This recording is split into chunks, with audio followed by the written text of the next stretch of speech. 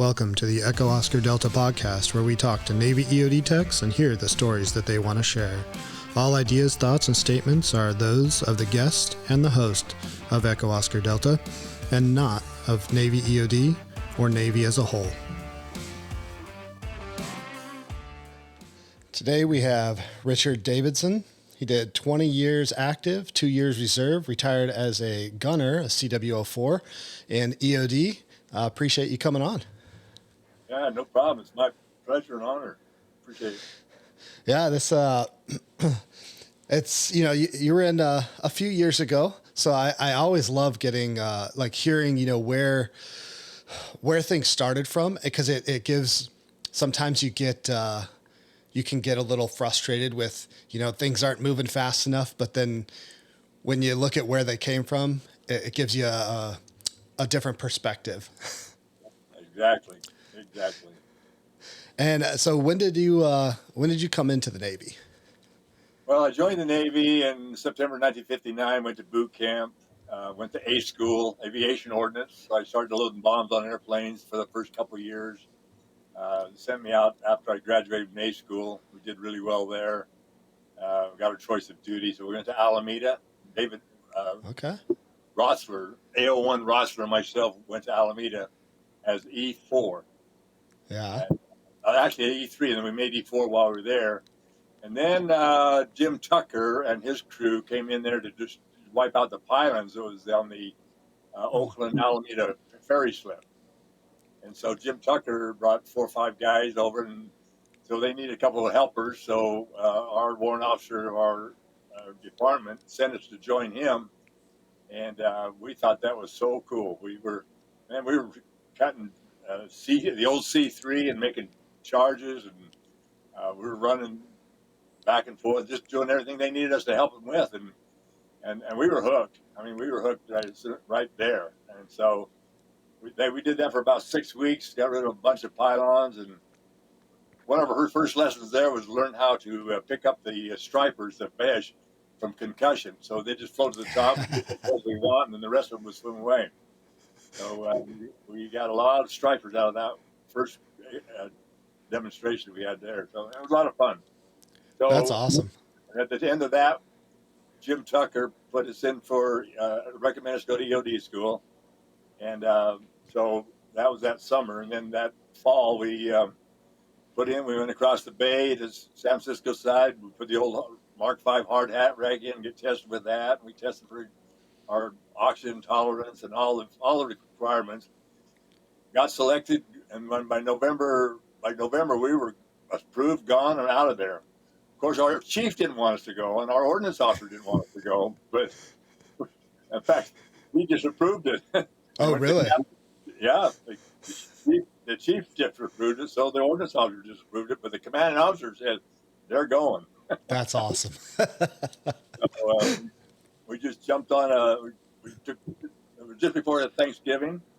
Our class was starting in December, and we got driving across the country, went up to New York, and took some days off up there, and traded our car in up there, and got another convertible. Had a lot of fun. Nice. So down to Key West, Florida. We got to Miami on Thanksgiving Day with no money and gas enough to get to Key West. And so we said, well, we'll get up and we'll just go to Key West. So we go to Key West and try to catch dinner. So we made it to the chow hall just in time to have lunch at Thanksgiving dinner there, and checked in. And Commander Scheibel, I think, was the CEO of the Underwater Swim School. I forgot, Bain, I think it was Bain, had just created the new Underwater Swim School 3-dimensional plaque, the swim school motto there. Just completed that, and we were his first class. Nice. So we had to meet up with him, and then we had some fantastic guys on our team. Jim Doan, he was a lieutenant JG at the time. He was our class leader and OIC, and then we had 9 brand new ensigns right out of OCS and college, and they didn't know diddly from nothing. I mean, they were just brand new ensigns. And of course, we were just brand new E4s, so we had 19 in our class, and 7 were officers, and the rest were enlisted. Nice. And we had one E6, and we just went through 80. We was right out of swim school. Had 4 weeks of scuba school, 4 weeks of hard hat school, and 2 weeks of mixed gas, the old rebreather. Which rebreather did you use back then? Well, I don't remember the name of it, but Yeah. we didn't never ever use it after that. But during that training, I got selected to be the attackee on across the bay, and we swam underneath the Key West, Florida harbor to the other side where an American ship was, and they didn't know we were coming, and we attacked them from the ramp, and we attacked them underneath, and I put charges on their screw, and and then I come on up, and then they captured us, and the rebreather itself was the old. It had 2 big white bags on the back, and it had these uh, tube in the center of it, which you ever had to refill, and the little pink pill stuff, and then we Okay. redo that, and that was one of the first, and we got it all documented, so it's kind of fun. We had a ball, So it sounds like the EOD dive school portion was very similar to what the UDT SEAL portion was. Is it a fair Yeah, assessment? I'm glad you mentioned that because we were actually involved when we were in our in January when we were in hard hat school. I think it was. They had about 40 uh, uh, teams together. They were aggressive teams. They were just putting them together. They were brand Okay. new. They had never jumped out of a plane before with a chute on. Yeah. So the training they got while we were standing right there, the training they got, these crazy people, and there was, I think there was about 19 of them. The first advanced forces jump that ever jumped out of an airplane with just jumped out of an airplane. They had all the other training. They were getting ready to go kill people and blow things up and all that other stuff. But so I take a little pride in knowing that we put the SEALs out of their first water jump. That's So awesome. we were the pre-SEAL. The SEALs don't like to hear this, and maybe they'll hear it right now. But we trained the SEALs how to be SEALs. They weren't SEAls; they were just these crazy people. And the only thing we told them was we had modified T10 parachutes, and we told them, said, only thing you had to do is just stay away from the coral heads. That's all you had to do. Yeah. So, and their training was they were at the helicopter. Here's a parachute. Put it on. Jump out of there. Jump out when they tell you to. Pull this cord right here. Count to 10. Pull this cord. And then we told them steer away as best you can away from the coral heads. Well, 5 of them landed on top of coral heads in their swimsuits. But That bloody, we had to go save them on their first jump. And then that so that whole they took our 4-man EOD teams and formulated the 6-man SEALs teams as they are today. okay. That's pretty cool. This is why I love these conversations because you like you said you don't hear sometimes the intricate details, also known as the truth. Yeah, exactly. Because after everybody, you can tell anything you want because nobody can disprove you. You're right. No, that's awesome. Then after swimmer school, headed to EOD school. Was it in Indian Head at the time? Indian Head, you bet. Okay. And we graduated on my a day before my birthday. I was just about to turn 21, and we had a whole bunch of us. We all drove north together. We had a 4-car caravan van. We ended up in Chesapeake Bay. We had to wait for the ferry boat across Chesapeake Bay to get up into Indian Head, and we were actually on the ship at midnight on my birthday, on my 21st birthday. Wow. So the guys are celebrating my birthday, going across the bay there. They're having a brew, and I'm having my 7-Up. I was a 7-Up kid. Yeah. We got the Indian Head. We got the Indian Head just there shortly thereafter, and we started our basic. That would have been February '62. So we went through all the basic EOD and nuclear and chemical weapons and the whole 9 yards, and we all got We all got blowed up at Indian Head. You had to get blowed up at least once. My crazy story at the Indian Head was they have all these training sets set up, and about a half, 30 feet away in mud holes of half-pound block TNT. And you mess up, it goes off, of course. And so we had these different ones, and I had the very first job or the first test, and it was a water tap on top of a hill next to a tree.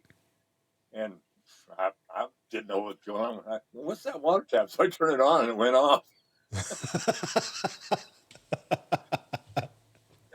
I mean, this one, you're not supposed to touch anything or do anything. I just turned the tap and that thing went off. And so I was killed on my first job on the first day in front of everybody. Okay, that's one. Two, you're out of here. Everybody has to get killed at least once. They don't let anybody get through. So I had to go through the whole rest of my basic EOD standard ordinance with already one kill. Yeah. In those days, if you got killed twice, you were dismissed and sent to the fleet. Okay. Man, so I had to be very careful. So on my last job, my last test was the hardest test of all the tests they had. I don't think they did it on purpose, but they could have.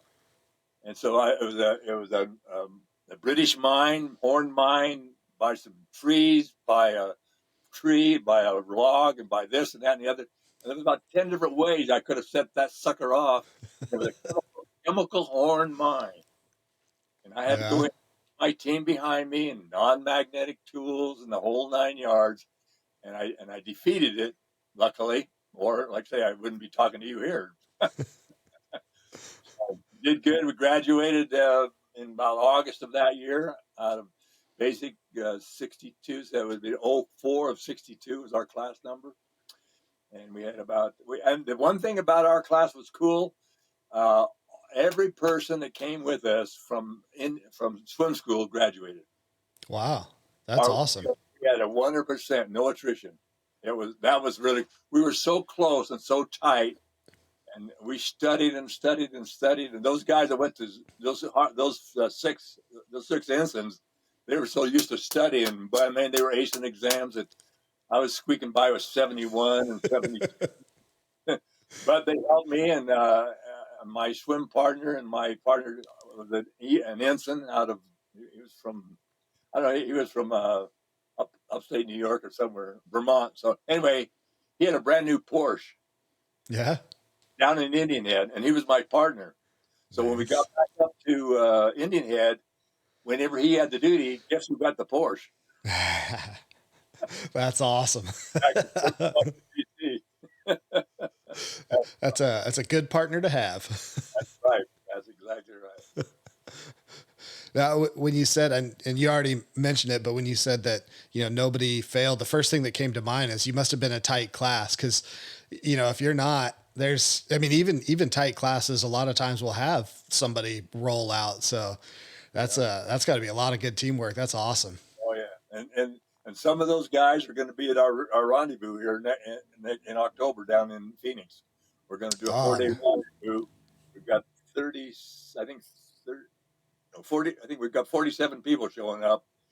And these are the old EOD guys. I'm going to take pictures, and I've got pictures I'm taking with me. And it's gonna be. We're gonna have a ball. We're gonna have a ball. That'll be great. And I'll end up still being the duty driver. Yeah. That's an important position. That's right. And I stopped all the fights, and I did make sure everybody got home safe, and and I got some crazy stories in Vietnam about taking care of the drunks. Nice. Can I tell you one right now, real quick? Yeah, absolutely. We're in Vietnam because I had 5 6-month EOD tours over there, and 6 that's a lot. Yeah, well, it wasn't. I mean, it was only 6 months at a time, so it was actually 6 months over, a couple months back, 6 months over, a couple months back. But my last tour was the greatest. We'll get into that one later, but this first one was over there, and I didn't drink, so I was the bartender. That was just what the bartender wasn't allowed to drink. Even if you drank, if you were bartending, you didn't drink. So I bartended a lot. So one time, some of the UDT SEALs showed up to relax. They've been out on the field. They came in, so we're having this party, and they were doing some crazy things. Like I don't know um, how you want to keep this, what nature you want I'm to keep that, I'm good with it all. well, these two SEAL guys jumped up on the table, one on each of the table. They had, I don't know if you've ever heard of it, the dance of the flaming assholes. Have you ever heard of that? No, but I'm curious.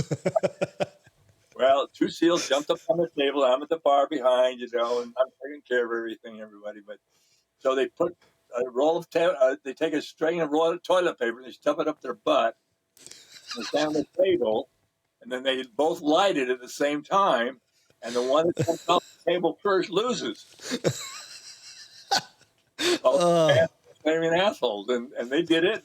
One guy jumped off, and the other guy stood up there, and yay, I'm the winner. Anyway, the guy that uh, won, of course, he didn't have to pay for his drinks at all or anything, and he got extremely drunk, and then he disappeared. We were ending the party around midnight or whatever it was, and he'd gone. We couldn't find him at the party. Couldn't find him in where he was sitting assigned his rack, and it was a 6-story villa, okay. really nice French villa, really nice, pretty place. Anyway, we could not find him. So the next morning, I got up as I normally do, and early, and I go start cleaning up the place, and from the long drinking and all the fun and the food and we had up there. And so I'm walking around out on this patio, the roof. And that's where we had the bar on the roof. And there was about a 3-foot railing all the way around the outside. And then on the outside of that 3-foot railing, there was about a 2-foot extension out on a parallel on a plane there. Yep. And so I'm walking around cleaning up, and I'm hearing this. Oh, what the heck? So I go over to this 3-foot landing. I look, and that guy was laying on a 2-foot overhang, Oh my goodness. 5 stories up. We were, I mean, five levels up, and he could have fallen off right on the cement. Boom, he's gone. That would be hard to explain. Yeah. And so I said, don't move, don't move. So I'm grabbing him. I said, come on with me, move slowly. So we got him up back over the rail. He says, what happened? And we didn't tell that story to anybody else because that was a no-no. Yeah. You gotta protect that one. Oh my God. That was crazy, crazy, uh, crazy. I'm sure with everything going on, you had to be able to blow off some steam, but he may have blown off a little too much steam. Yeah, yeah. I think it was a sobering experience because after that he didn't drink very much. Yeah. And that's Man. good. Uh, Backing up a little bit, so after you graduated EOD school and you got to your first unit, what kind of stuff did you do before Vietnam kicked off and you started doing rotations It there? was definitely before Vietnam. It was so I got out there in '62 and was out the EOD Unit 1. There was a Unit 1 and a Unit 2. Okay. And Dick Dunbar was our officer in charge. He was a lieutenant. And I went out there, and we had about, I'd say, 40 old EOD guys out there. Tucker was stationed there. Of course, he was there already when we met him, and then sent us to school. And then we ended up back at his unit where he was, Chief Tucker. And there was Godwin, and I've got pictures of some of these EOD other guys. And so we would, and our job basically in Hawaii was just to be there. Some of them were deployable, but very few. There was some shipboard team, very few. We had about a total of like 100 in the whole Pacific, Oh wow.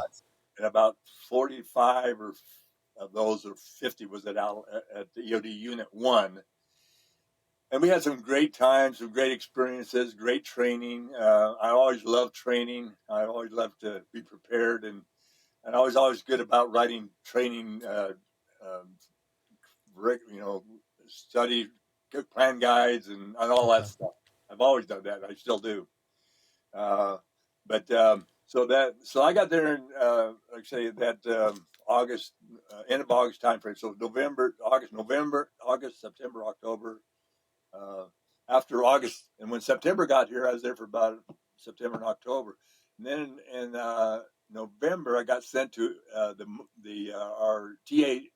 our detachment at Long Beach, California. Yeah. It was attached to the mine sweeper station. Mm. So, um, and here's a picture of me and Godwood and Carlson, uh, Beckham, and Stephen. If you can see that or not, Well, that's awesome. but that's one of the mine recovery operation. I'm there in the center, standing up, and I was a junior man because, like I say, I was at E4. These are all chiefs and Indians, Yeah. uh, and and I was keeping track of them drunks too. But we had a lot of fun experiences, and that was in being 60. So I was over there from December 62 to about I think March or April. I was there for 6 months, so it'd be November, December, January, February, March, April. April or May, I went back to EOD Unit 1. Okay. And then we had some other great experiences over there. One of our jobs was we were sent to Johnston Island. You ever heard of Johnston Island? I have, but I don't remember why. 700 miles southwest of Hawaii, Okay. out in the middle of nowhere. And they were developing it into a communication station. Mm. Um, and so they needed they had inside this atoll, there was one entrance for the main course, main water to come in and out during tides, and it would go up and down. Inside that atoll, there were these huge coral heads. They were like about 10, 15 feet across and about 30 feet high, and they were round, and they were all over the place. Well, they had brought a dredge over there, the dredge, and they put that inside there to dredge up the coral to make new land so they could have an extended Mm. runway and all that stuff. They actually had a short runway, and there was a patrol plane that uh, thought they could land there, and it landed and going towards the end of the short runway, and then trying to stop and went up into the end of the dump there. Oh no. That's when they decided they got to have and that plane stayed there too. Uh, Really? they needed extension to the runway, and they wanted more people. They're going to turn it into a communication station, Okay. and so that's what they were building it for. So we had to go out. Our job is to go out there and blow the coral heads so the dredge could get around and do its job.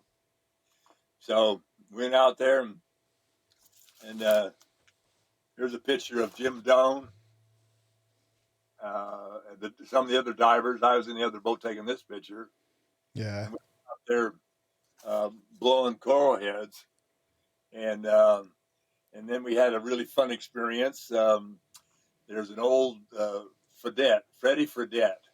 He's an old EOD guy, and I'm not sure where I've lost track of him, but I'm still trying to find him because he was my dive partner. And it was our turn to jump in. So what we had Mark 8 hose, 25-foot extensions of Mark 8 hose. We'd connect them all together and make 1,000-foot reels. And we'd put these on these great big old wire reels on this Mark 6 boat. And then had 1,000 feet on this reel and 1,000 feet on this reel. And so we'd go out to where we wanted the dredge to go in between these coral heads, and we'd tie the end of it off and then shoot out towards this goal going around the coral heads with this little flat Mark 6 boat. And we'd tie that off, and then we'd do it again another 1,000. So we were doing 2,000 feet at a time, but we had a mile to go. We had about a mile to do. So we were doing these 2,000-foot shots. Well, it was my turn and Fredette's turn to jump in between and hook up the two 1,000-foot long reels. And so I jumped in, and I mean, I was getting ready, so I jumped in, and we'd already thrown the 25-foot piece down, about 30 feet of water. It wasn't too deep. So I jumped in on top of a 16-foot hammerhead shark. We know he was 16 feet because our little reef raft was 4 sheets of plywood on a metal frame on 10 55-gallon drums. So that was 16 feet long, and he was as long as the boat. Oh my goodness. Got back, and we were wearing twin 90 aluminum jugs, antimagnetic jugs, heavy, right? Yeah. So that's what I jumped in with. Well, I come back up to the side of the reef raft. Usually you come up and they'll take your jugs and you get the little ladder and you crawl up. I come up out of the water, grabbed on that railing, and I was standing back on the deck all by myself. And that's called an adrenaline pusher. Yeah. So I'm jumping up, and my Fredette's just jumping in. And guess what? Same thing. His swimming trunks were full of crap. He had crapped his pants in the water. Did you see that? Yeah, Freddie, I saw it. So for the rest of the 6 weeks we were there blowing coral heads, we had to keep looking over our shoulder because we didn't know where the hammerhead was. Yeah. And he had come, and he was trying to get out because there's one way to get to that big, huge, 4 mile out thing, whatever it was, and there was only one way to get in or out. Yeah. And he couldn't find a way to get out, but we always looked over our shoulder for that little friend of ours. And it was his house. We were playing in his house, and I'm sure he didn't like it because every time we shot, I know it would attract him. Yeah. So that was a fun story. I got another fun story there. I don't know how far you want to go with all this, but yeah, I got time. I got plenty of time. All right. Well, I'm excited to share this because I've been putting this together for my book, and I've also put it together for the reunion. And you were timely. This is timely. Yeah, this is nothing better than great timing. So anyway, another little story from Johnston Island was there's a bird out there called the frigate bird. And it's a great big, like 6-foot wingspan or 4 or 5 foot, big, and a big red gullet that was hanging down called the frigate bird. Okay. And they were everywhere, and they laid their eggs everywhere. Their crap was everywhere, all over the island. And, and you couldn't go near their nest or they'd come after you. And so anyway, so we're setting up that very first shot, same one that we were going to jump in on all that stuff. Well, we finally went back down with our eye over our shoulder, connected back to 25 foot to set the shot up. And so we set the shot up, boom, 2,000 feet of Mark 8 hose, boom, like that. Great. Well, guess what it did to the frigate birds all over the island? It startled them, and they all flew up into the air. And they're going, what this crap is going on here?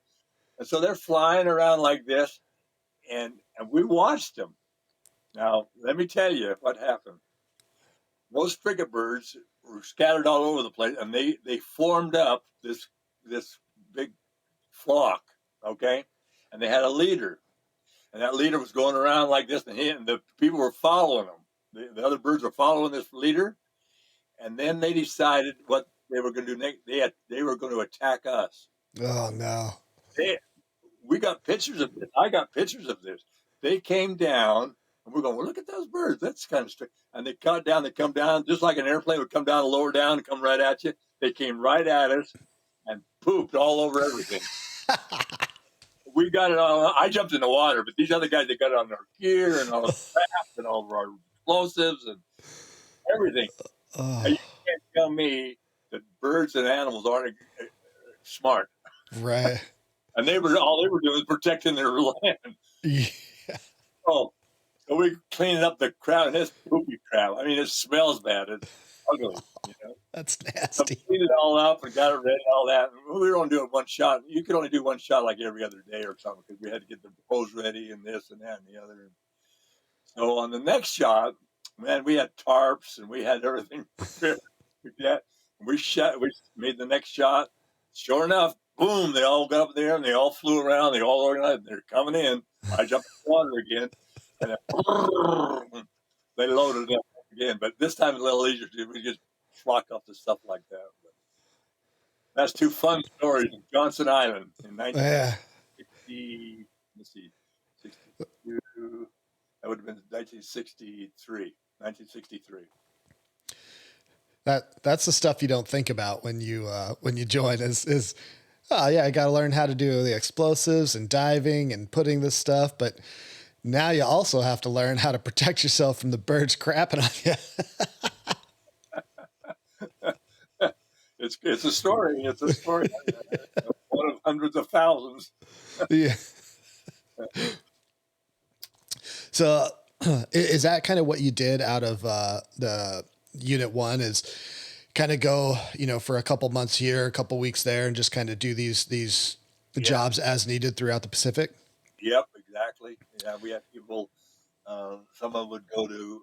So we're just starting up detachments. They had one in Sasebo, just starting that one up. Okay. They were all brand new because they didn't have anybody else, and there's only, like I say, I think I'm just going to guess we had around 400 for the whole Pacific, and they had about the same over in Europe and over in Fort Story, Virginia. They were Unit 2, and they were doing about the same thing. We're just getting organized, trying to figure out what can we do, how can we contribute, how can we get rid of unexploded ordnance.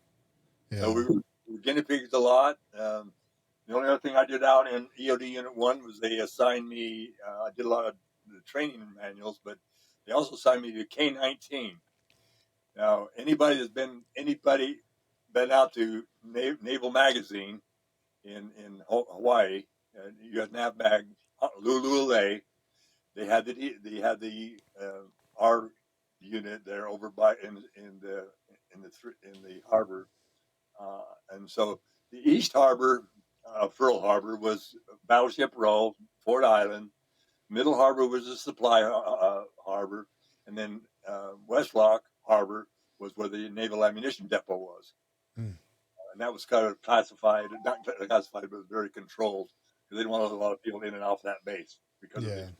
So anyway, that's where we were stationed, and so I was assigned to K-19. It was an old, huge convex warehouse, and it was big and had junk, old stuff they'd collected, and stuff they'd never used. Just so I was decided to inventory that and see what was good, see what we could use. That's how I got into the ComShaw business because I learned how to trade. Yeah. And I got very good at it, and that led me to a lot of other stories in Vietnam. But a lot of people, old ELD guys, if you say K-19, they know what K-19 was. That was where we stored everything that we could. Yeah, and we had boats in there, and we didn't have uniforms. Okay, I went down to the we had our Navy uniform, but we didn't like them. We didn't wear Navy hats or any of that stuff. But Yeah. so I go down and get the old. I don't know. They used to have this the Seabees. The Seabees used to have this green uniform outfit, and they had a little beanie cap, a little beanie hat with a little brim on it. And they had these green greens. They were striped green greens, and that's what they wore. And we kind of liked that because they were versatile and they were, they last so well, even because they got dirty or clean or whatever. So that's what we wore. So I'd go scrounge them up and bring in lots and different sizes and colors, or not colors, but different sizes and different things, and bring them over there. And then I'd have a day when people come out and get some uniforms, and that's how we got them. And of course, volleyball was a big to do there. Every single day we played volleyball, and we also got very good at that. I got very good at that. Me and Mick Hines. Later on, there's a bunch of more stories about volleyball, but we were not only the military champions of the island, we also played the Japanese women's Olympic team in Honolulu. This is before they had TV. I mean, anybody want to watch a football game or baseball game, they all got it a week late because it was recorded. and you couldn't listen to any of the news from the United States, or you'd know who won. So Yeah. you had to wait the week to just watch it. And I really was never into sports other than unless I was in them doing them. But Mhm. first football and this, that, and the other. I mean, I like the Raiders because they came to Oakland when we were at Alameda Naval Air Station. Me and Fred Rossler, and they didn't have a stadium, so they actually set up. They would come over on the island on the base and played right in between our barracks. We Oh, actually had wow. we had 3 football-sized fields right in between our huge barracks for the whole base, and that's where they come and practice.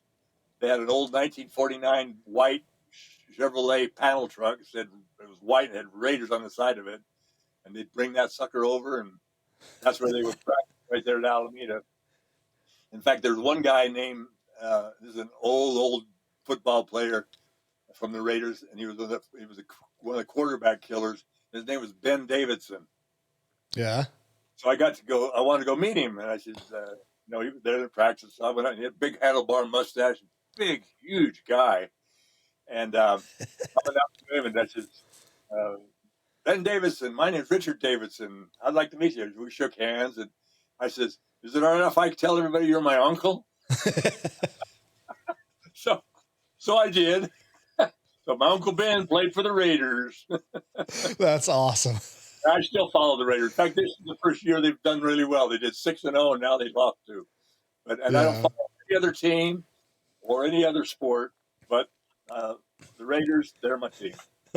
That's awesome. I actually love it when I hear people that worked on Alameda around there because I grew up in Livermore, so just Oh, over the foothills from it. so So that's Livermore is very well.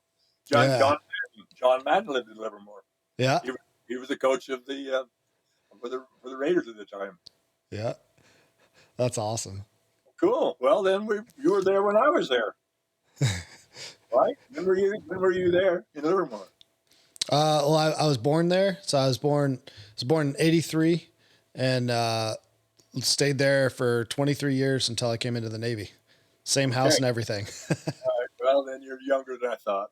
Yeah. I retired. I I retired in '82. I just look a little older. I can teach you how to do that, not to be look old. Teach Well, you. I can teach you how to be 83 years young. I like that. Yeah. Yeah, we'll actually touch on that in a little while too. I think that'd be awesome. Cool. So when did you get orders to go over to Vietnam? Vietnam. Well, we actually at the tail end of my. I left EOD Unit 1 in '64. About that time, we had a couple of requests for some advisors in Okay. '64. Okay, so Kennedy got killed in '63. Johnson took over. In fact, I was at EOD Unit 1 working on some top secret change pubs when I heard John Kennedy got killed. And I could just close that all up and lock the safe up. And of course, that we had to go through that experience having our president killed. Yeah. And then '64, I got out and went back to came back home thinking my idea was to come out, get out of the Navy, go to school, get a degree, get a commission, come back in with 10 years of longevity as an ensign. I got back here to Utah. I took a full course, full load, thinking I was ready for it. Man, I thought I was smarter than a whip because I did so well in the Navy. I made E6 in 4.5 years. Wow. Very few people had done that at that time, and it also had to do with the attrition of people getting in. So, in 1941, when everybody had joined the Navy, they were getting out in '61. Mm. So my percentage went from 20 to 80%. That's how I made that one. And then in '64, and that would have been 1944. That was towards the end of the war, and everybody got in the Navy in '44, got out in '64. So that the attrition went up. So I got selected again. So my timing has always been perfect. Yeah, sounds like it. So then I come back. I started school here, and immediately after I was taking like 15 credits or something like that, I really knew I could not handle that. So I Yeah. dropped that class. I dropped that class. I dropped that class. I got down to 2. So I completed 2 classes on my first try at college. At the end of that was it. Then the Pueblo got captured in 1969. I got called back on active duty. I was in California at the Naval Air Station in the reserves at our reserve unit. That's another story. And then I got called back on active duty. So as soon as Johnson dissolved the reserves going on at the USS Ranger, which we were all ready to do, I was just going as an aviation ordnance. They canceled that, sent us back to all our reserve units, and all the reserves that got called up was able to request their duty anywhere in the world, and it was given to them. I said, refresher, EOD refresher, orders back to Hawaii, Vietnam. Because Yeah. I was up to re-up because E6, which that's what I was in the reserves. And there was an old Navy personnelman, E7 chief or E9 personnel chief says, here's what you want to do. Go here, go here, go here. Get to Vietnam and re-enlist in Vietnam. Because then you're shipping over and everything's tax-free.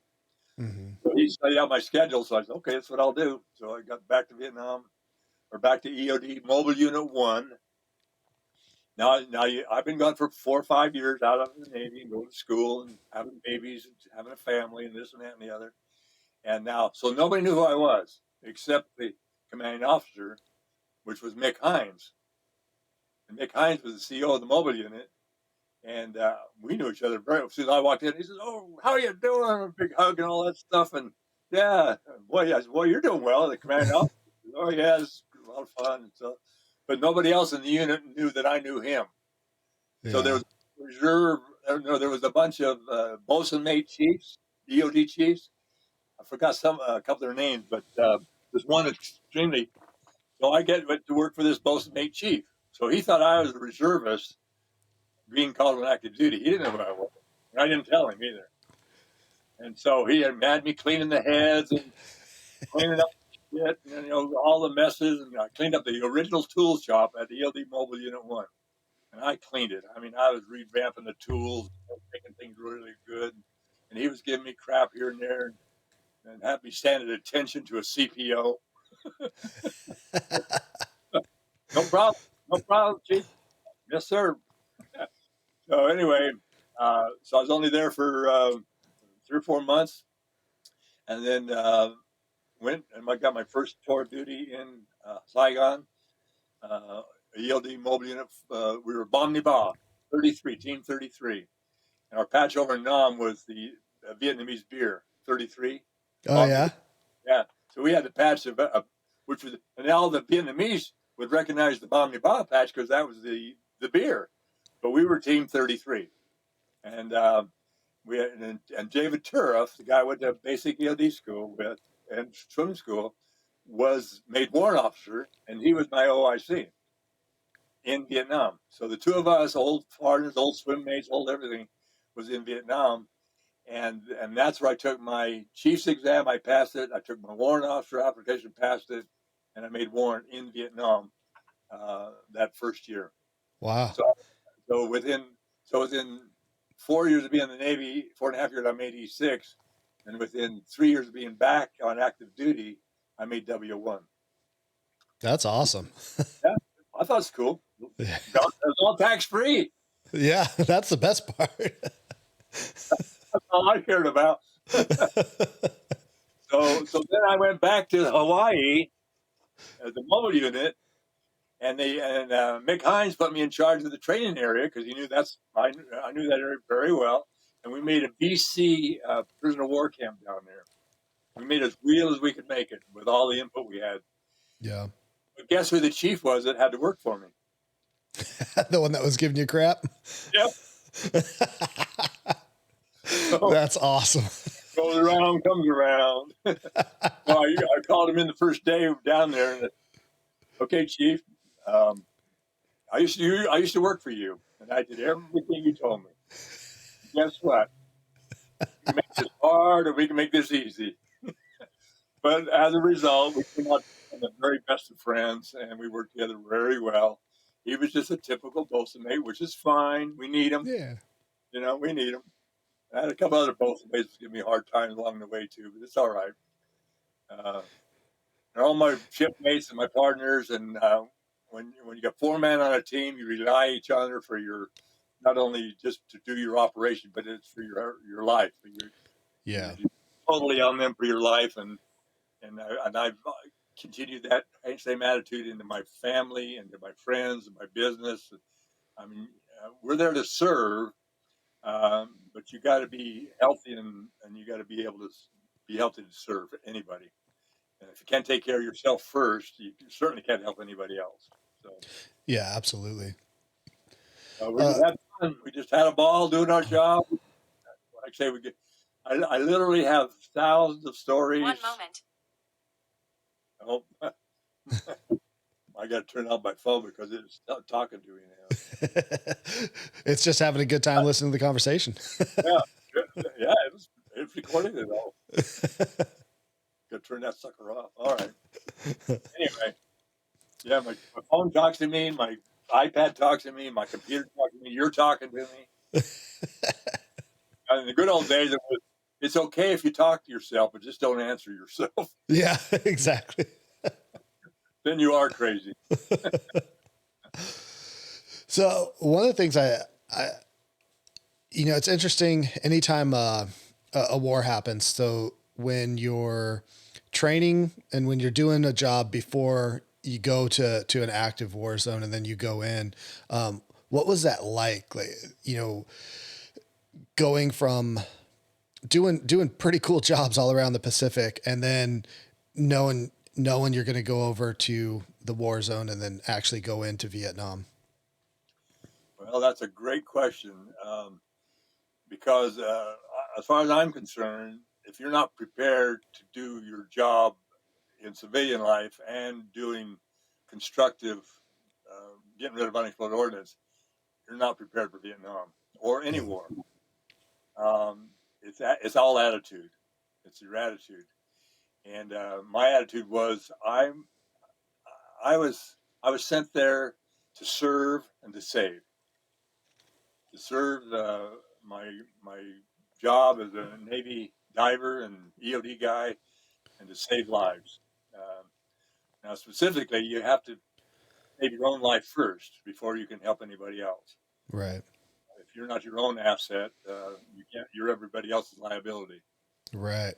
So you got to be on top of it at all times, which I've always tried to do. I've always excelled in everything I've tried to do, and my wife calls it boasting and being proud and all that other stuff. And I said, in fact, I painted a sign at EOD Unit 1 that says, through these portals walk the best EOD men in the world.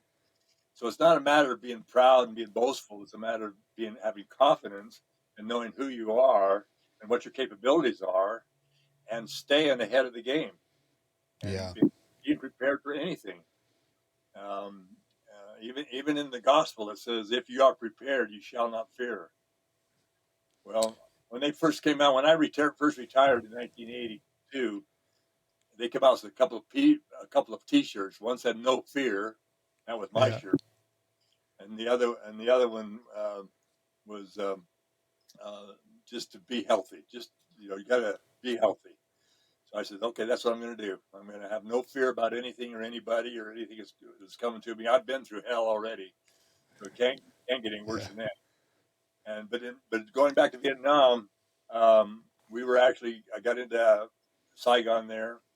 Um, that was where as an E6, and then um, got recommended for warrant officer, and then this our commanding officer at the time, I forgot his name, but he's the one that helped me do all my paperwork, got the interview with the admiral, got everything approved. I had to pass that chief's exam. Me and Ben Rand, RAND, he was another AO1. We were both sent to Vietnam at the same time. We both made chief together, made warrant officer together, except he made it a week before I did.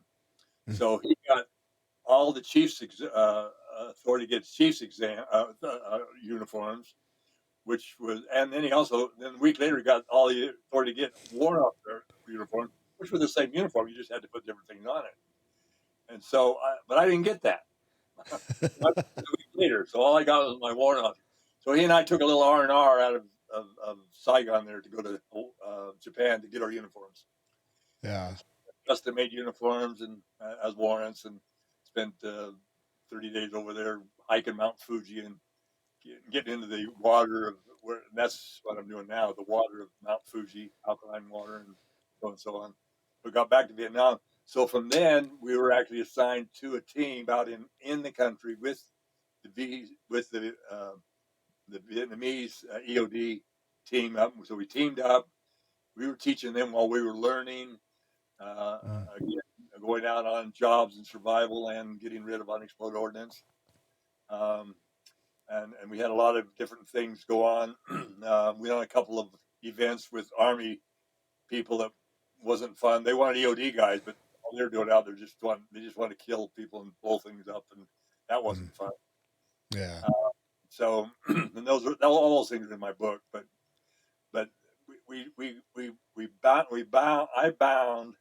bonded with some Vietnam EOD guys. There was another warrant officer, EOD warrant, and we became very, very good friends. And we would do a lot of fun things. We'd do jobs together, go out, and we were training together. But I was just teaching him everything I knew, and I taught him a lot of good things that he's now used. But I'll tell you one story. One time he says, "Oh, I'm going to take you to dinner. We're going to go out and eat. We're going to eat buko chow." So okay, so we get out of swim trunks, we get our greens, and we're camouflage, tiger stripes. So we're sitting there over there having this great chow. It's over there, some village somewhere. And he says, "See that table over there?" And I look at it, yeah. I said, "Those are all VC." I said, "What?" I said, "What?" He said, "They're VC. They're just having fun. They're coming in from the field just like we are." Said, That's crazy. "This is crazy." He said, I'm not sticking around here. I'm out of here." "Oh no, you have to." That would be against the people that invited us. That would make them very upset. Yeah. So I'm sitting over there looking at these, and they know who we are, and we know who they are, and we're just eating, and everybody's drinking and having good food, and having a good time. They had some music people there, but fun experiences like that just don't happen in a war zone. Yeah. You know? Yeah, that's pretty crazy to just be sitting there and then be like, tomorrow. But Yeah, right now we're cool, but tomorrow. exactly. That happened. Oh, and I went to inspect the Bung Tao, which was the Australian EOD detachment there in Bung Tao. We went there, and they're always partying and drinking. They're eating their brats and their beer, and that's their breakfast. Yeah. So we got up the next morning, and I was going to spend the weekend there expecting him, but we're enjoying what they're eating and this. And so we go down the beach, and so we're doing a little water skiing. That's what they did they did water skiing. Oh, okay, I like that. So I'm out there water skiing, and I'm looking down this beach, and there's some other people, and they're down there frolicking in the water and this, that, and the other. And then the OIC of the Australians is Blue, Lieutenant Blue. He says, "See those guys down there? That's the VC." I said, "What? This is crazy." I am, we're enjoying each other, and there they are. We're having fun. They're having fun. Then we go back to the inland, and we're all fighting each other again. I'll tell you one sad story. This was not a fun one. We were in Rockjaw, and Dave Turf was down there. But this was when we were team 33, went down there, and we got a call one night. And in fact, I have a picture of that. Um, we were sent to the BC were launching rockets and bombs and stuff into this village close by us, and so they were done. We thought they were done, and so they called us to go in and basically check out the ordnance. But while we were there, we saw children and people just literally blown apart. They were pieces. They were just pieces. And to me, that became the reality of war. Yeah. been fighting over there for 400 years. The French started the Vietnamese conflicts 400 years ago, and they've been fighting. That's all they know. All the Vietnamese knew was fighting, fighting, fighting. They would just change who they were fighting and what they were fighting about. Mostly it was for the rice land. The North Vietnam wanted South Vietnam because they produced 5 crops of rice per year. North Vietnam didn't do that. So all the fighting was over rice and the pottage. That's why they took it, and that's why they got it. And that's why they're now one of the rice capitals of the world. Yeah. It's the North Vietnamese that are handling all that. And anyway, but that was a sad time to go in there and have to body bag pieces of people and children and that. So that was not a fun one. That one. But, It's interesting to think about, because you don't often hear the like water skiing stories, the fun times in Vietnam, but then like the counter to that, it could literally be just like you said, a fun time where you're just having a good time. You see the enemy, but they're also having a good time. So it's, kind of like, okay, but then counter that with just a day later. It's an, and you hear it a lot of times with, all the wars, basically. There can literally be a fun time that's being had, people laughing, just a normal, almost quote unquote normal everyday situation, yeah. and then followed by just the horror portion of war. It's very interesting. Well, if you take a carryover from World War II, even around Christmas time, they're over there in Europe and they're fighting. The Germans are fighting the Americans, and they're fighting each other. Come Christmas time, they're going to take a break, or they're going to take a armistice. I mean, a no fire time frame. So even on Christmas Day, they're trading something. Here's a drink of schnapps, and here's a cigarette, or Yeah. and then they separate the next day. They're shooting at each other again. So it's repetition. It happens over and over. And if you look at some of the old battles, I've studied history a lot. Even the old battles, when the one guy took his army and his forces in with ships, and then he burned his ships. His troops couldn't leave. Well, that's a heck of a way to fight a war. Yeah. That So that it's repetition. that actually has me thinking of a question. So I know you said pretty much as you were coming in, the 1941 and the 1941 and the 1944 groups that had been coming in were starting to get out. Was there many World War II vets that, as you were young and starting, passed on some information and about, war, but then also EOD specifically, or was there not many of those around? Well, they were around, but they didn't talk, Okay.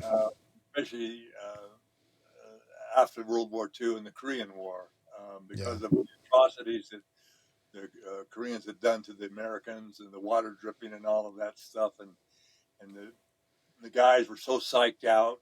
Same thing as people are claiming today. Sometimes I hear people's stories, and I said, "Wait a minute, I don't think that happened." But Yeah. that's another story. But no, there wasn't a lot of chat going on, just because um, they just wanted it to end. I mean, when Yeah. World War II ended, they just wanted it. They just wanted to go home, be with their family, be with their wives, be alive, have a life, and and then the same thing after the Korean War, same thing. Yeah. So there wasn't a lot going on.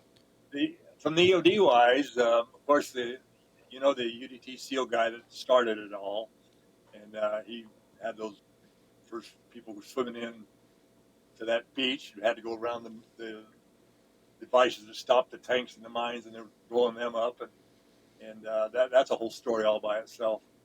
Um, and but we'll get into my end of my story, and and that's Operation N Sweep, and that was in 73. Yeah.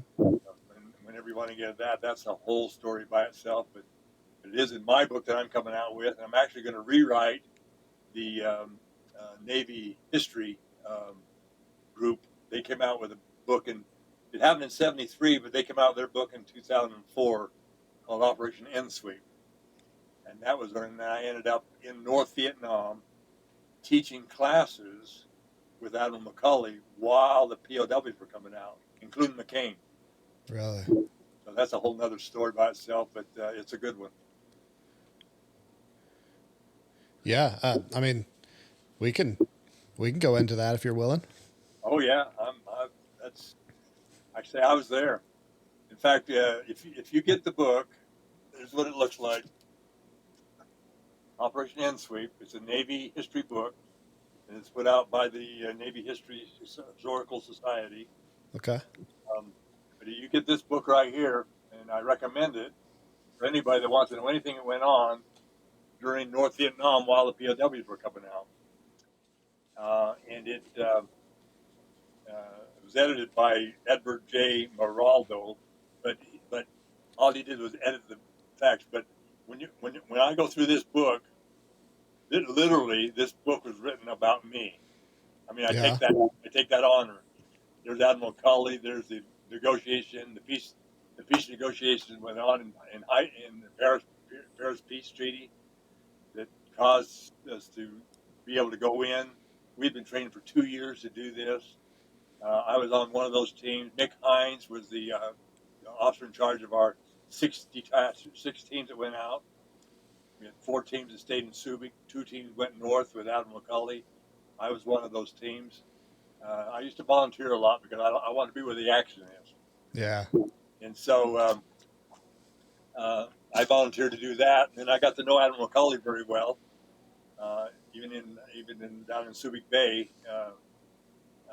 One time it was his birthday.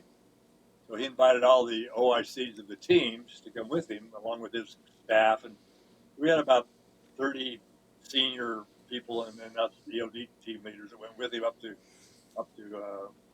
in Vietnam or in Philippines to have his birthday party. And then during that time, I did some one-on-one with him before we went to North Vietnam. So as we were headed north, he called Nick Hines and says, I want Warrant Officer Davidson on my staff. Nice. Yeah, it was fun. I had a ball. And so I got to go aboard his flagship. I got to go with the Admiral. I got to go ashore with him when he went ashore.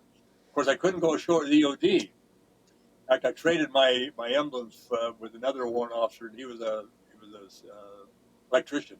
So I had Sparks. I was called Sparks instead of Gunner. And but that Operation End Sweep was what Kissinger had negotiated in Paris that we would do. So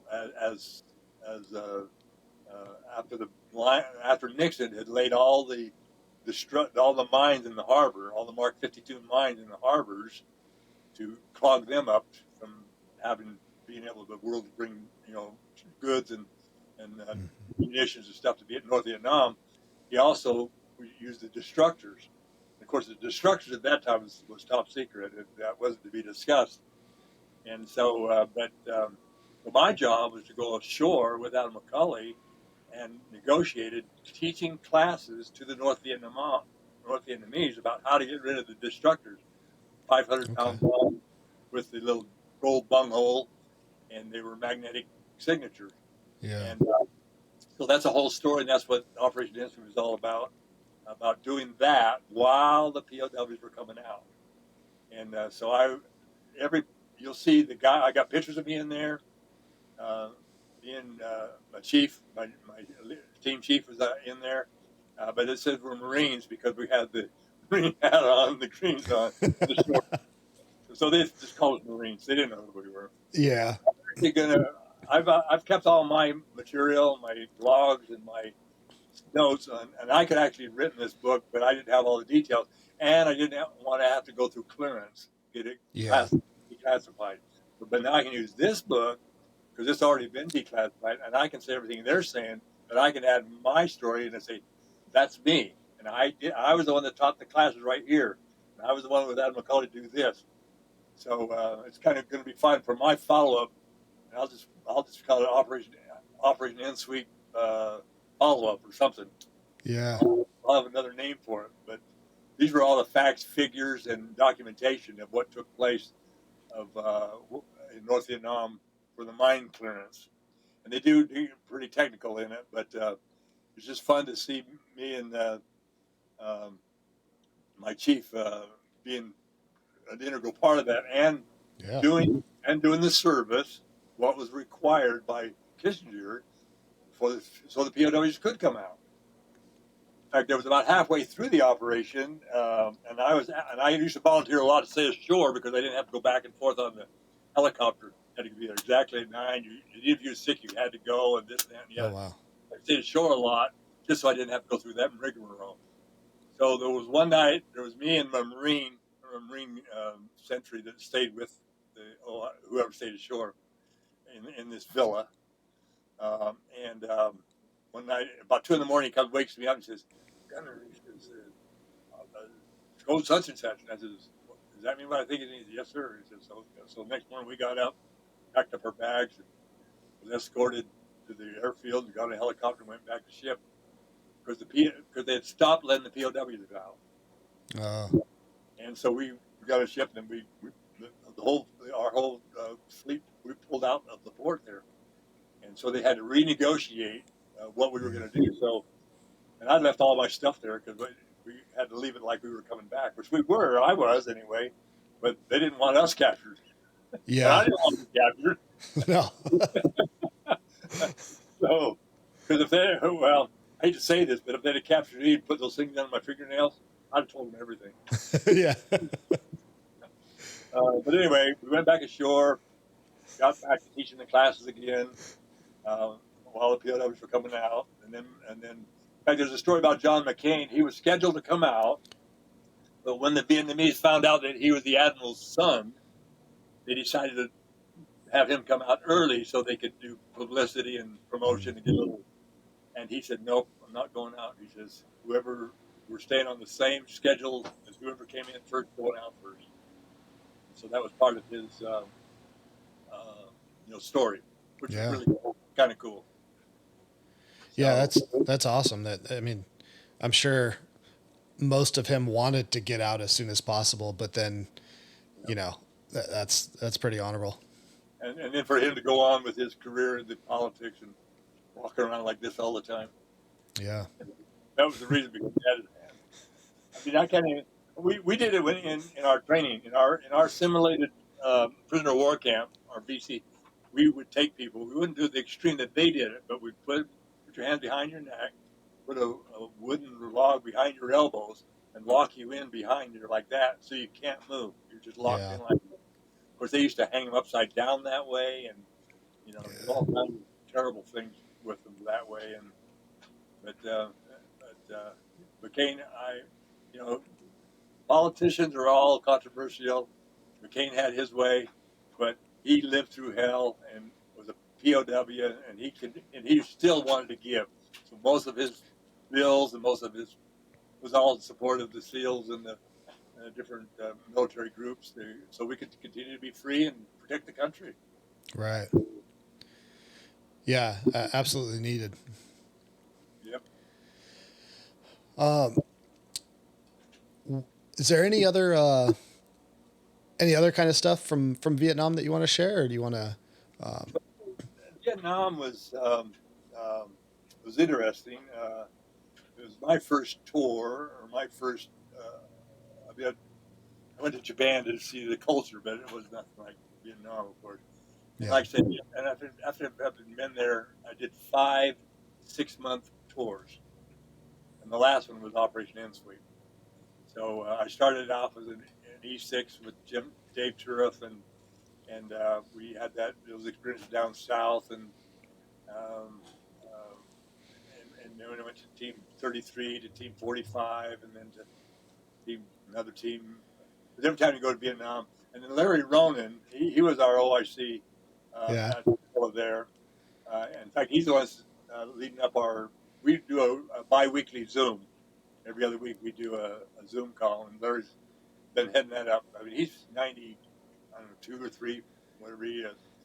So he's got me about 10 years. Yeah. But the guy still, I mean, EOD guys have a sense of keeping their heads straight. I Yeah. mean, we might screw up and do some crazy stuff, but that's what kind of keeps us sane.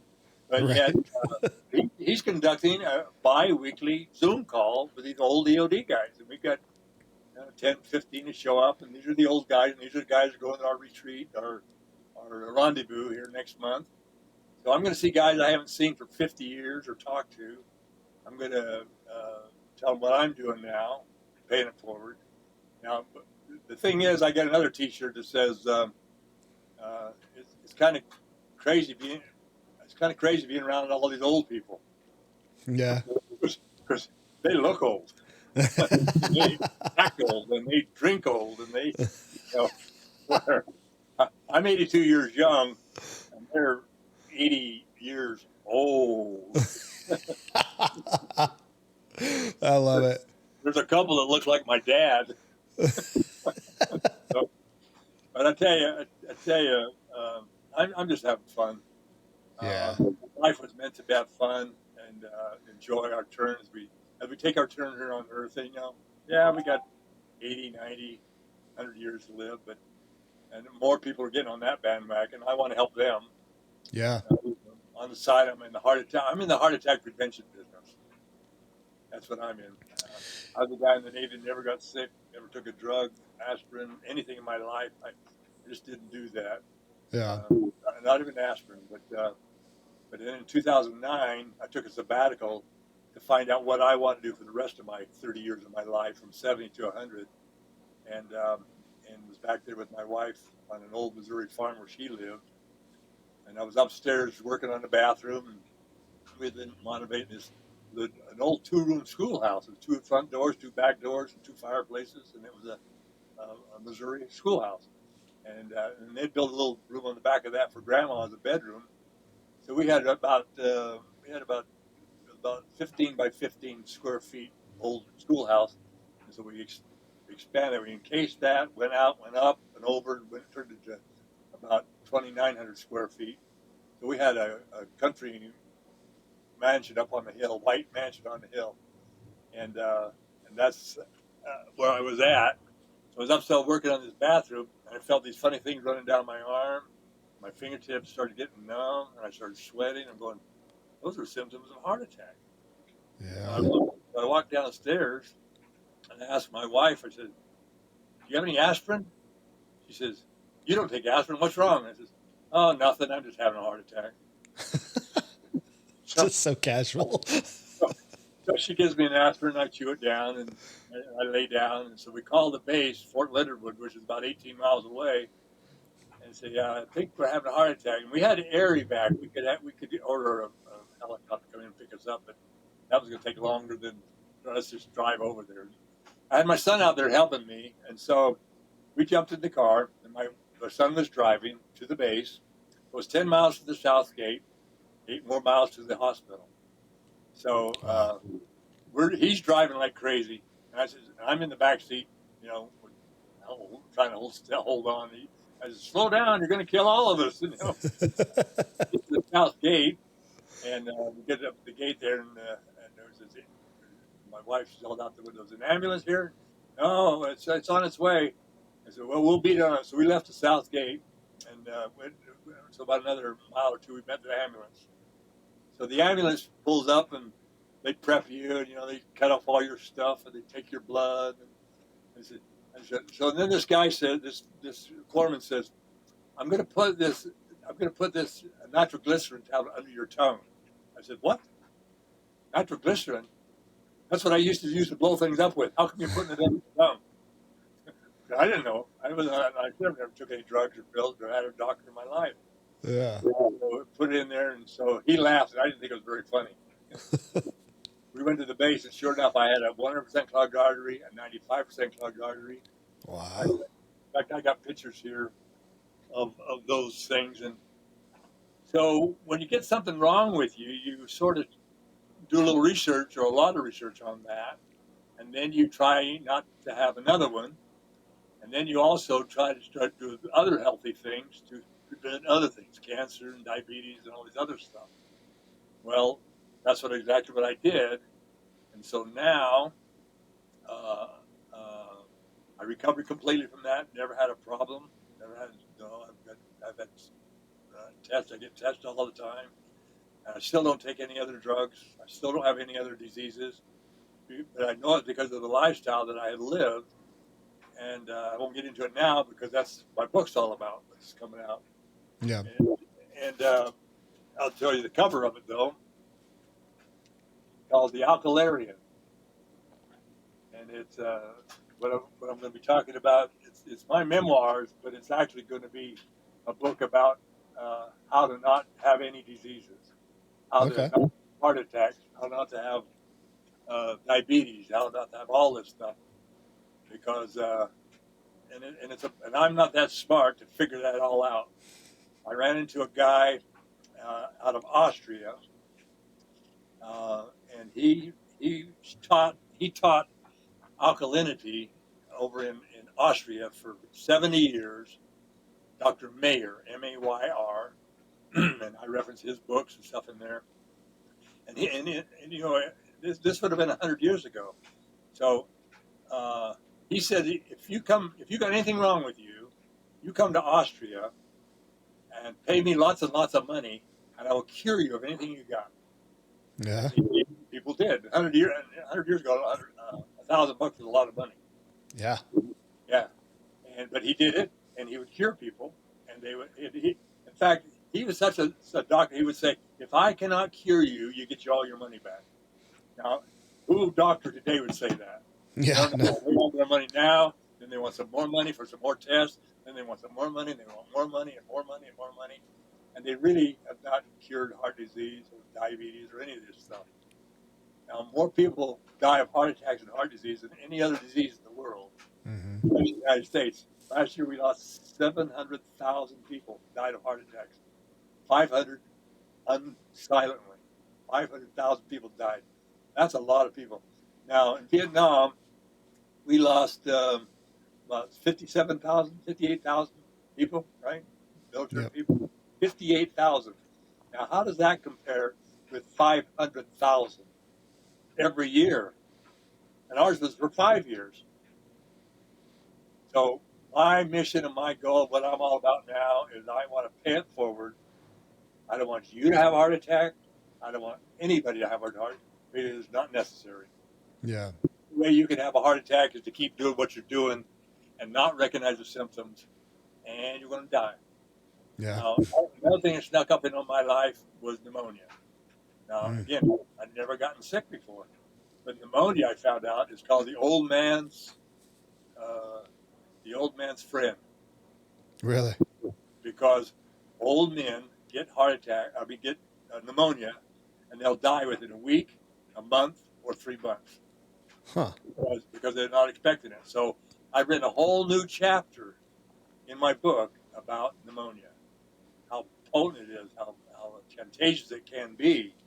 There's 100 types of pneumonia. I want people to know about that. Yeah. See how I discovered it. So in the May of this year, when I was scheduled to go to some training for speaking and this, that, and the other over at Yosemite, I got pneumonia, Really? and I didn't even know it. My left lung was getting filled up with liquids. I was having a hard time breathing. I had an appointment on a Monday to go see this doctor. My wife on a Friday night said, "Nope, we're going in tonight." So we went to see the duty doctor at this local place here, not at the VA. And he looked at me for 15, 20 minutes, then says, "Go, we're calling an ambulance. You're going directly to the emergency room right now." Wow. But we're only 4 or 5 blocks away from the hospital, so my wife said, "We'll just drive there. We get it quicker than calling an ambulance. Then you have to pay for that ambulance anyway." It's true. So I get there. I was in the emergency room. They put me in a clean room, so I would find out if it was contagious or not. They started pumping me with all kinds of concoctions and drugs and pills and shots. And I mean, I was awake 24 hours a day. I was awake for 3 days, but I was there for 5 days on emergency. Finally found out I was not contagious. Then I was able to have my wife come over, but still, there for 5 days, checked out, went up to the VA for 3 more days of emergency, and they treated me with respect and as an officer, whereas I was just a number down at the civilian hospital. Yeah. So I had 8 days that I've been writing about as a chapter of my book about why and how not to get pneumonia. So I had two basically near-death tragedies: a heart attack and pneumonia. Not necessary. Like I say, Yeah. this protocol has been around 100 years. It works for everybody that wants to do it, and that's what I'm doing now. I'm in the heart attack prevention business. More men have heart attacks, but more women die because women do not recognize the symptoms. Mm. And so men have 4 or 5 symptoms. We see them. We're simple guys. We get it. We might go see something about ours, but women have 10 to 12 symptoms and don't recognize them at all. Really? That's why more women die. Yeah. So my target market is women over 35 that don't want to leave their family or their job or their profession and not have a heart attack. And Right. I got a big market. Yeah, that's true. That's enough of my promotion there. No, that's good. I mean, that actually is I'm glad you bring that up because one of the things that we've been talking a lot more about just recently, and it's a lot of times in relation to the mental health side, but after the EOD time, the job that we do is so it's stressful, it's hard, but it's so purposeful, at the end of the day. And then the community is so tight just in general. And then you get out and finding that thing that on the outside as a civilian to give you another purpose and something to constantly move for, and that's challenging and hard. And, you got to use your brain a little bit at least. And, it's good to be able to find that thing that is all of those things. And then also continues to help people. Cause that's another thing that as EOD techs we do is like, our job is really to help other people. That's right. That's right. You're right on. And that's why I'm doing what I'm doing. I mean, that sense of serving and a sense of helping people. It is a different modem and a different platform, but basically it's the same thing in our hearts. We really Yeah. do want to help people. And like I said, we've got some crazy EOD guys out there, but yet uh, they go through the same thing. I mean, what I teach in my basic classes is I teach the basics of recovery. You know, and I'll ask you a personal question right now, and you see if you can answer me. Okay. And I'll tell you right now, 99% you don't know. What is your personal pH?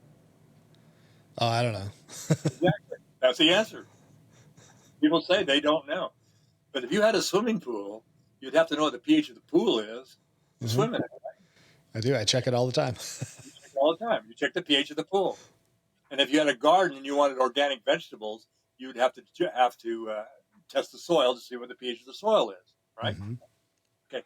So I'm saying, as Dr. Mayer taught, you have to know what your personal pH is. If you don't know what your personal pH is, you're going to get sick, you're going to get a disease, and you are going to die, not on your terms. Okay. So let me tell you what the answer is. There's 7 days in a week and 365 days in a year. Your personal pH is 7.365. Hmm. That's the way you remember it. Yeah. Now, so if you test your pool, you know what the pH scale is, right? Yep. 1 to 14, 7 in the middle.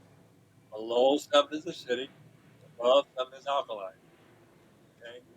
That's why I am now an alkalarian, because your blood, my blood, everybody's blood in the world is 7.365. Your blood cannot change. If your blood changes 2/10 of a point from 7.365 to 7.1, you can go into a coma and die.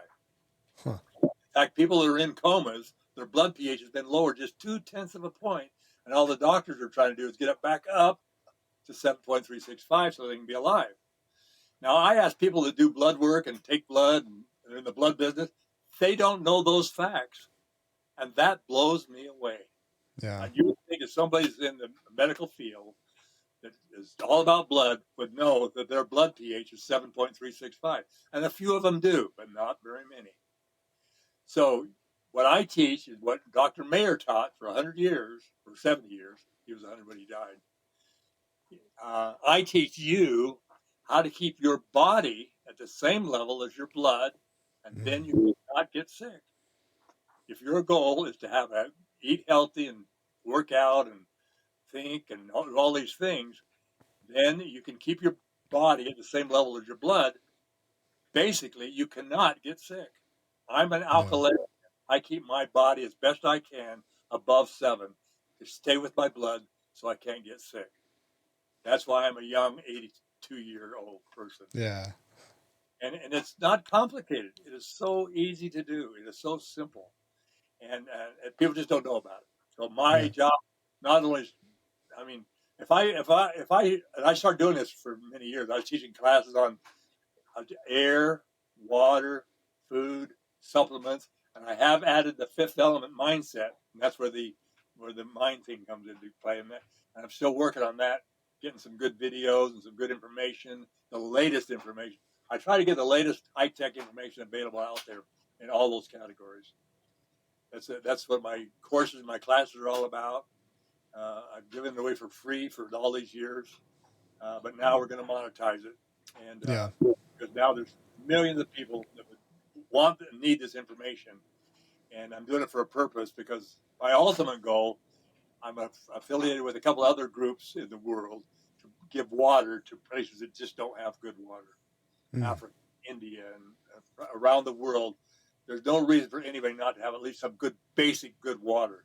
So at Yeah. least they at that point, yeah, they're going to get their food and they got to get their other conditions, taken care of. But without water, you can't live very long. Right. So That's true. I'm trying to step forward in many, many different ways, but I'm getting people's attention by the heart attack because that's what kills more people than anything else. So I'm attacking this thing from the heart attack position, but ultimately, I'm just going to teach the basics of being an alkalarian.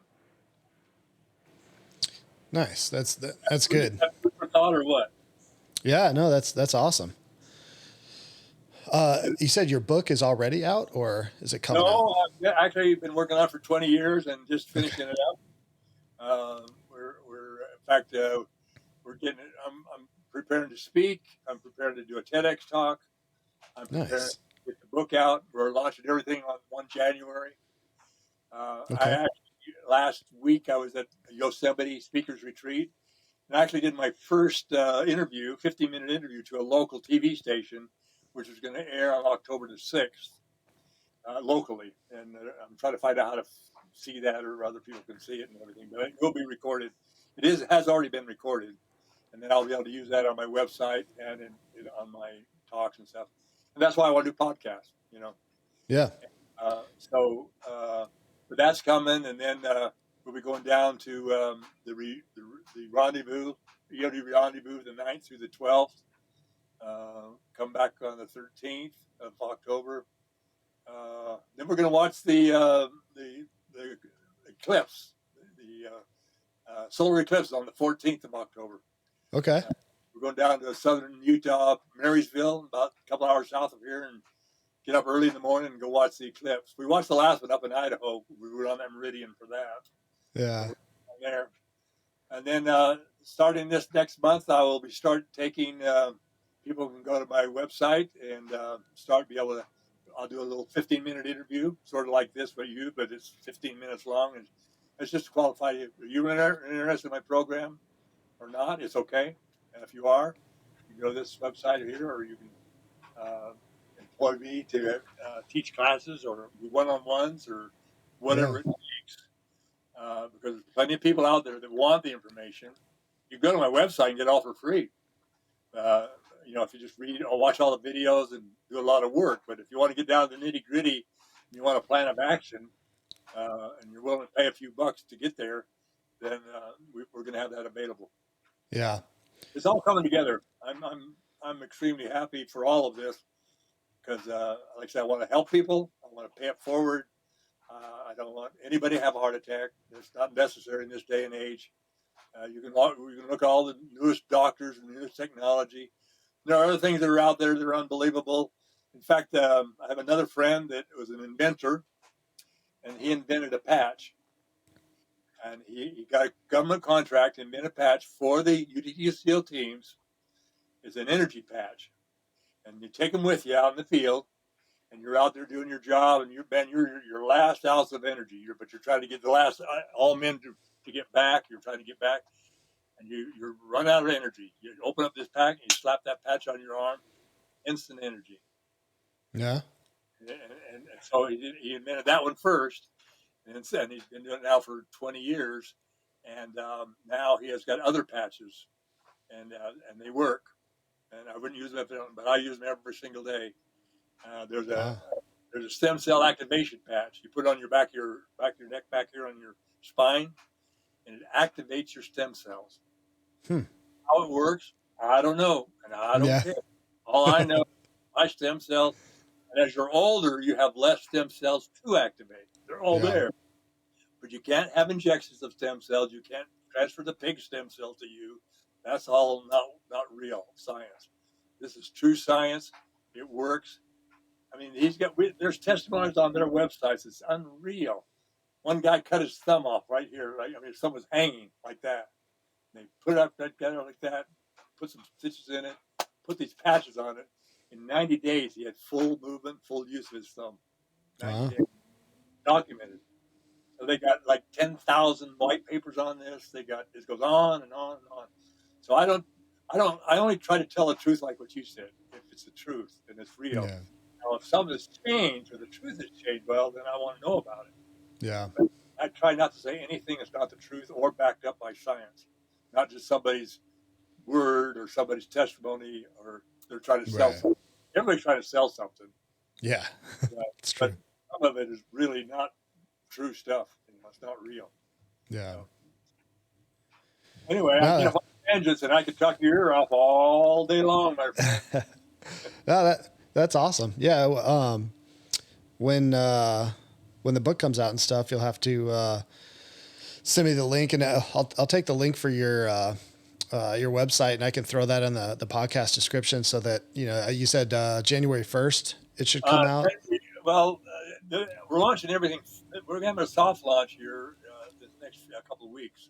Okay. But the hard launch will be in January. Gotcha. So we're putting out a little bit, Yeah. and it would be okay, I think, in our community. I got a what do you call those things you read? The pamphlet? No, the you click a weird design. You take a picture of it. Oh, the QR codes. QR code. Yeah. My webmaster, you give me a QR code. Nice. I've got that. So I can send all those things to you appropriately when you want to put it on there or whenever we're doing it. And then on the side, if you want to do a one-on-one about all of this, I'll be glad to give you that $395 first course at no charge, just because you're an EOD guy. I'm not going to give that to all the EOD guys. Yeah. Appreciate it. Yeah. But I'm trying to pay it forward. I want people to understand what we can do about it now.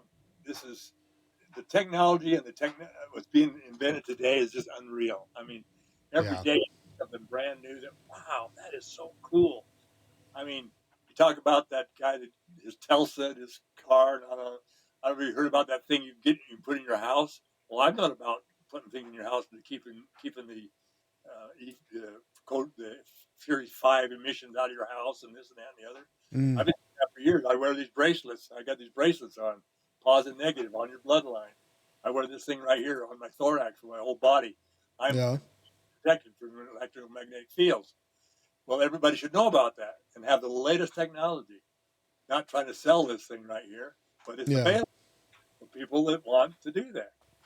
But I just say, hey, just what are you, in your guesstimation, what's two things that is killing people in the United States more than anything else in the United States right now today? What's two things that people are consuming?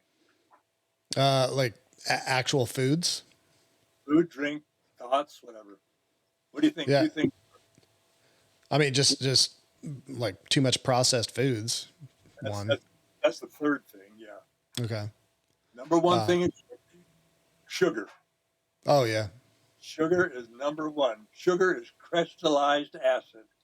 Mm, Crystallized acid will bring your pH below 7 quicker than about anything that's out there. yeah. And then when you put sugar into a carbonated drink, and you get carbonated drink, you have then you have uh, a drink. So when you drink one glass of carbonated drink, any cola, anything that's carbonated and it's got sugar in it, you have to drink 30 glasses of water just to get your body back to the pH of 7. Mm, 30-to-1 ratio. So how do you avoid? So you can take all the pills and drugs and diets and all this other stuff that people want, and until you stop putting acid in your body, you're not going to take care of anything. yeah. It's a 30-to-1 ratio. The way you get better of anything, how to lose weight, stop putting sugar in your body. Yeah. And the number two is carbonated drinks. Yeah. Two things alone, if you'll stop doing that, those two things will give you like a 75% chance of not having heart attack, not being diabetic, and not having heart disease. So Nice. it's not complicated. It's simple. Yeah. That's a pretty good information. Yep. And it's free. Yeah. Nice. Well, there's an old joke that I used to use in my classes, and I'd put up I'd write it on the board. I put, for health's sake, get off your fatty acid. I like it. And but there's good fats. There are some good fats Oh, that absolutely. you want, but you want to get off those fatty acids, and Yeah. you definitely want to get off sugar. Yeah. And anything with sugar in it, or processed food, or any of that stuff, you get off of that. Basically. So I started up the Alkalarian Club, and so you can join and you can be, and it's called the. I've got to. You go to my website and you can join the club, and we're going to form up chapters and states and this and that and the other, and have a little contest, and we got clothing, and it's all 7.365, and Yeah. just a lot of fun stuff. Just a lot of fun stuff. Nice. But anyway, it's got a lot of fun. I'm having a ball. Oh, that's good. That's good. That's important. Yeah. As we kind of close out, is there anything that you want to share with anybody that's listening? Well, I'm hoping that I'm going to refer your podcast to a lot of people, uh, Cool. especially the EOD guys, and especially the ones that I'm going to now see here next month. And I'm not sure who listens to you or what your following is, but the bottom line to it is, it's never too late. Yeah. I don't care if you're 99. It's never too late. You can make changes. Do you want to live another day healthy, or do you want to live another day sick? You don't have to have it. Now, I'm not telling you to stop your drinking. I'm just saying to modify it. Instead of Yeah. drinking, you can have a glass of red wine. Actually, a glass of red wine is really good for you, but the whole bottle is not. Yeah. It is definitely take that same good bottle of wine that you pay good big bucks for, and just spread it out for however long it takes to take one glass at a time. Now, cigarettes is definitely a no-no. I mean, that you Yeah. can't, you got to cut them off, because that's a biggie. But I would just suggest that people think about that. You can always change. Um, Yeah. when we add this fifth element of mindset and trying to help our vets, because and teenagers and vets are the ones that are committing suicide, and it's just not necessary, especially when you get the bottom line. So the bottom line is alkaline. That's the saying I've had for years. That's I what I've like been it. for. The bottom line is alkaline. That's what it says on my book. That's what it says on my website. And if you want to go to my website, just to We just got released. We're still picking out a few bugs in this and the other. But if you go to my website right now, you'll see what's on there. And I've always had my eye on my health. Now I have myionhealth.com. It's ION. ION means to be absorbed. I want you to absorb this lifestyle. It's been around 100 years. I didn't make it up. I'm just trying to teach it. So my website is myionhealth.com. myionhealth.com. Now I'll just leave you with that, and then see you on the next roll round. All right, that's perfect.